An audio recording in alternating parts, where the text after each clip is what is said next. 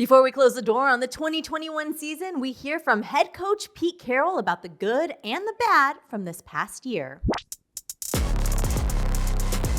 What's going on? Jackie Montgomery with your Seahawks Daily. Well, on Monday afternoon, Pete Carroll held his final team meeting of the 2021 season. After that, he met with reporters to discuss what went right and what went wrong this season.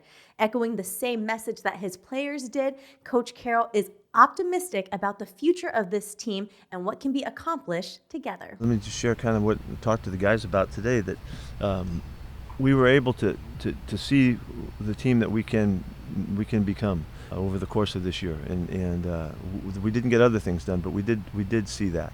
I told them today, like I remember Cam and Sherm and those guys when they were in here years ago, that this is, in this room right now, is the nucleus of a championship team that we'll add to and you know we'll bring in support. But the guys in this room are the guys that are going to make this happen, and that's what it feels like.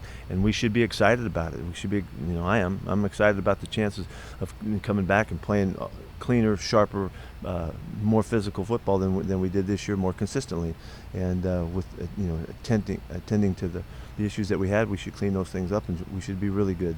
We have a very challenging division, and we're going to have to be really good, you know. And like I've said before, if you make it through this division, you should have a chance to win the whole thing. And so that's what we're aiming at.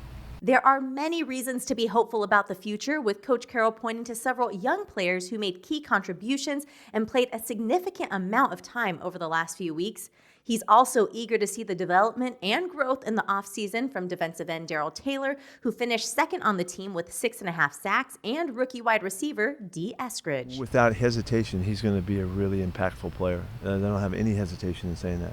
He's got so much going for him, and he's such a talented kid and a good worker and all of that, when we come back around, it's going to look so much different to him.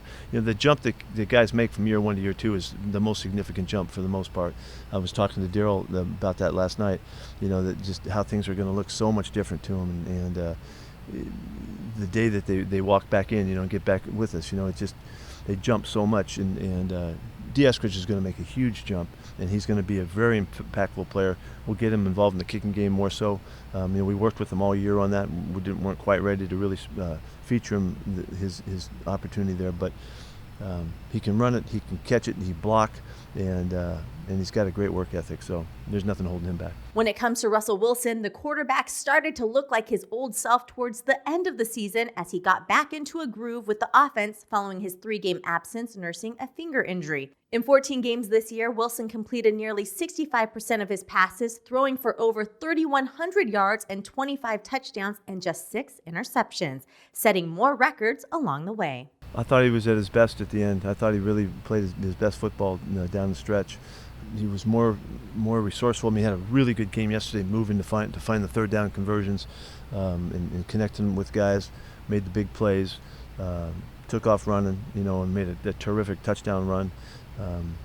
I just thought he's at his best in the last few weeks, and maybe that's, you know, it's significant in recognizing that, you know, that he was probably I'm sure every day from this point forward he's going to feel better and better and better, and put you know the surgery and all that behind him, which he already has, but it'll just be farther in the past, and it'll be less of a factor in any way. So I was really excited for the finish. I was really pleased and proud of that accomplishment, about the wins to start his career. I mean, that's an amazing accomplishment, with only the greatest of players, you know, to be compared to, and the consistency that it takes, the dedication that it takes to be available for that kind of a record, it's amazing. And he did it. You know, he pulled it off with obviously teams around him and players around him. I like to always remember that Bobby was there with him too, for the most part of all those numbers, but it's still a great accomplishment, and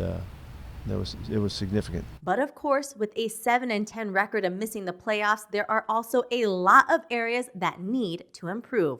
Coach Carroll noted the struggles of the pass rush that finished 22nd in the NFL with only 34 sacks. Well, I want to make sure that all of the guys that are with us, you know, that we get our team back together, and which is, you know, the effort going through free agency. That we want to make sure that we're able to reconnect with our guys and get them back on our roster, and so we can build with continuity. That's an important part.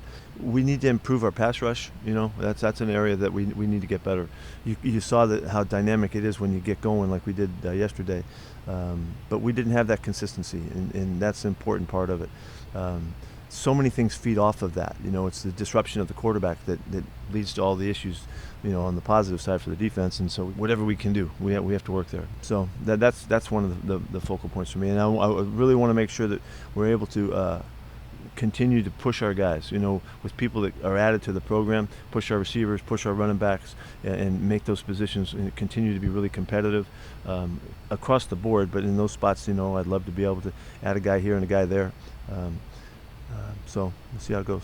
Another potential change is identifying if and how the team can meet earlier in the offseason. I did mention that to the guys today before we got out of here, that we kind of did the bare minimum last year in terms of opportunities to get together, and let's just revisit that and what the criteria is, what's going on right now. There's a normal OTA season set up, phase 1, 2, and 3.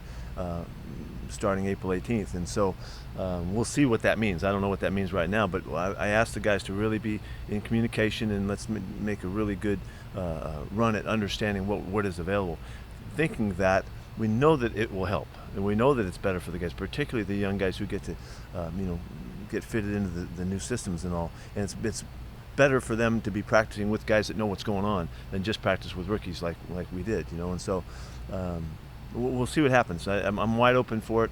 I'm anxious to see what our opportunities are and the options are, and we have a really good leadership group, and we'll figure out how to do that. Well, Coach Carroll said that he will be meeting with owner Jody Allen here in the near future to review this past season and to look ahead to 2022.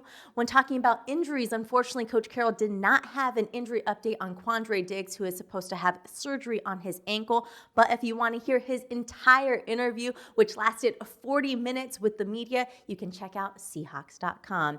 In the meantime, as we gear up for the draft coming up in April, make sure to keep it logged on to Seahawks.com for all the latest news on your favorite team.